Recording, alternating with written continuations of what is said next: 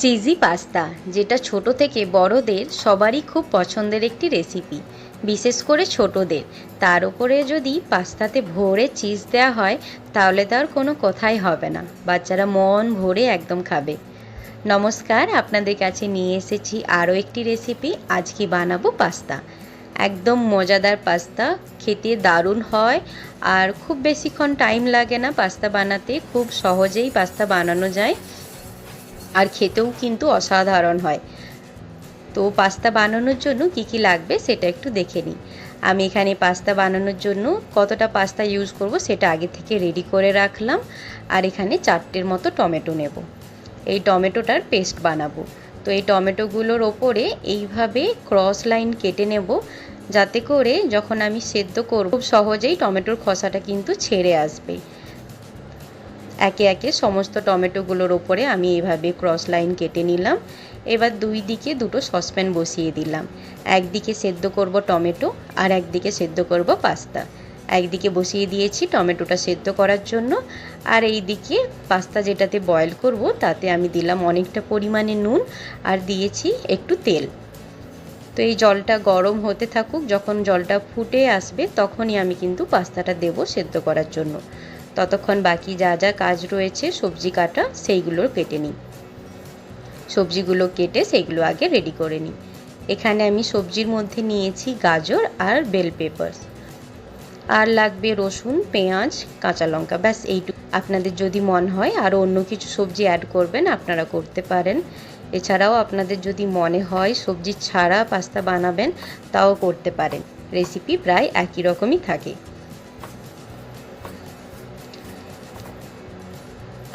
গাজরের খোসাগুলো ছাড়িয়ে তারপরে আমি গাজরটা বক্স আকারে ছোট ছোট চৌকো আকারে আমি গাজরটাকে কেটে নেব। একই রকমভাবে সমস্ত সবজিগুলোই আমি কেটে নেব। এইদিকে গাজর কাটতে কাটতে দেখলাম জলটা সুন্দরভাবে ফুটে এসেছে। এইবার দিয়ে দেব পাস্তাগুলো সেদ্ধ করার জন্য। তো পাস্তাটা সেদ্ধ হতে থাকুক, ততক্ষণ বাকি যে আরও সবজিগুলো রয়েছে সেইগুলো কেটে রেডি করে নিই।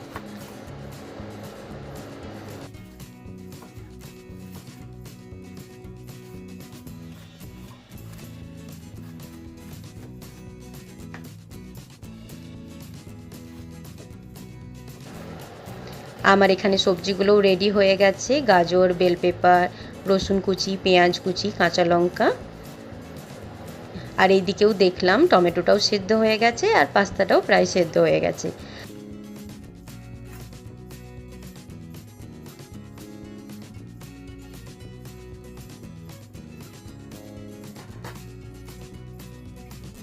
আর এদিকে টমেটোটাও সুন্দরভাবে সেদ্ধ হয়ে গেছে। এভাবে আলতো করে টানলেই টমেটোর যে খোসাটা সেটা কিন্তু ছেড়ে আসবে।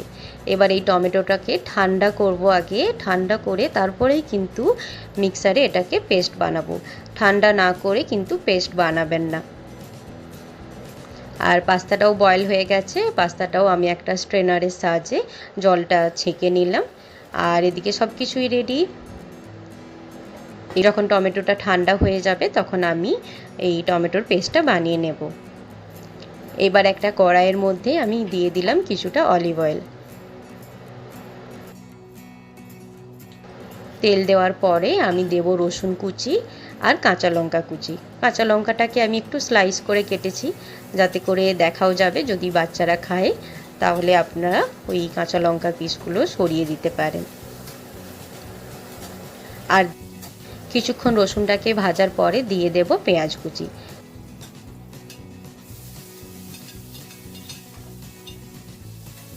পেঁয়াজটাকেও দিয়ে কিছুক্ষণ সটে করব, তারপরে দেব গাজর। যেহেতু গাজর সেদ্ধ হতে একটু টাইম লাগে তাই গাজরটাকে একটু আগে দেব। গাজরটাকে দিয়ে 1 থেকে 2 মিনিটের মতো একটু জাস্ট আমি এই তেল আর পেঁয়াজ রসুনের মধ্যে একটু ভেজে নেব। তারপরে দেব ওর মধ্যে সেই টমেটো পেস্টটা, দিয়ে দিয়েছিলাম পরিমাণ মতো একটু নুন।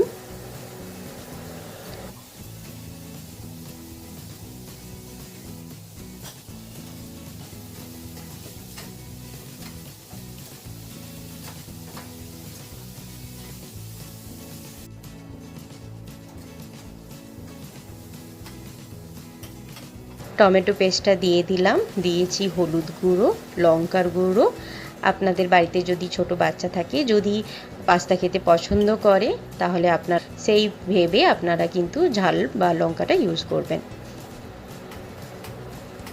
এবার এই টমেটো পেস্টটা কিছুক্ষণ সটে করার পরে এর মধ্যে দিয়ে দেব যে বেল পেপারগুলো কেটে রেখেছিলাম সেইগুলো।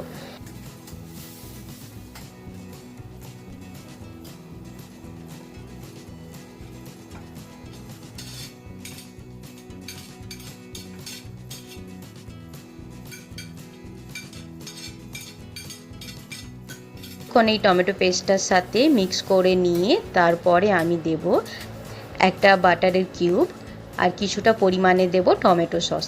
টমেটো সসটা দিলে বেশ টেস্টটা কিন্তু একটু দারুণ হয়, একটু মিষ্টি মিষ্টি লাগে, ভালো লাগে খেতে। টমেটো সস দিলাম, বাটার দিলাম, আর দিয়েছি সিজনিং, আর দেব রেড বেল পেপার, আর দেব ব্ল্যাক পেপার। ব্যাস এই কয়েকটাই সিজনিং লাগে। খুব সুন্দরভাবে এটার সাথে আমি সটে করে নেব, মিক্স করে নেব। যখন খুব সুন্দরভাবে এটা মিক্স হয়ে যাবে তারপরে দেব আমি সেদ্ধ করা পাস্তা।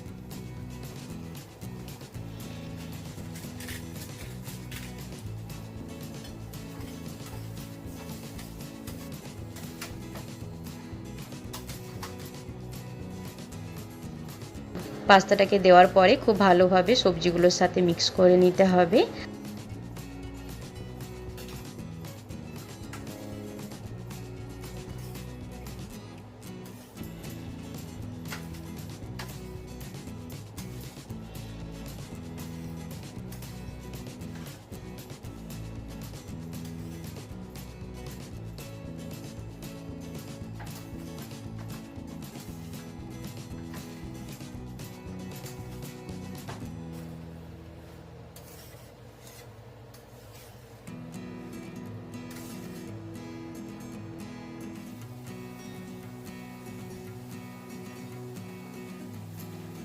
তারপরে দেব চিজ, একদম ভরে চিজ দিতে হবে যাতে করে খেতে কিন্তু দারুণ লাগে।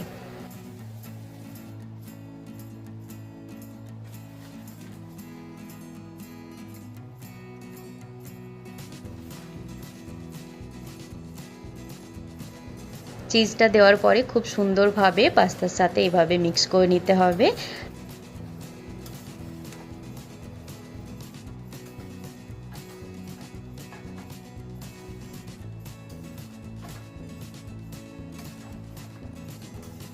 আপনারা দেখেই বুঝতে পাচ্ছেন কি সুন্দর লাগছে দেখতে।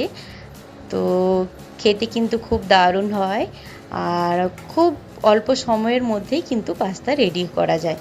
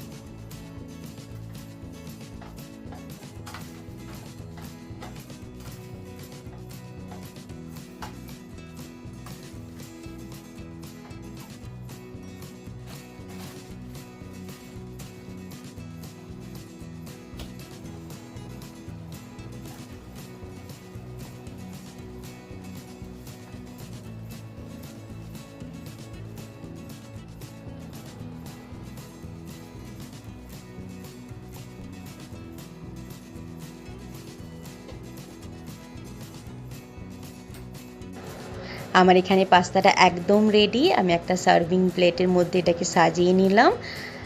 আর আপনারাও বাড়িতে ট্রাই করুন, আর আমার এই রেসিপিটা কেমন লাগলো আপনারা অবশ্যই জানাবেন।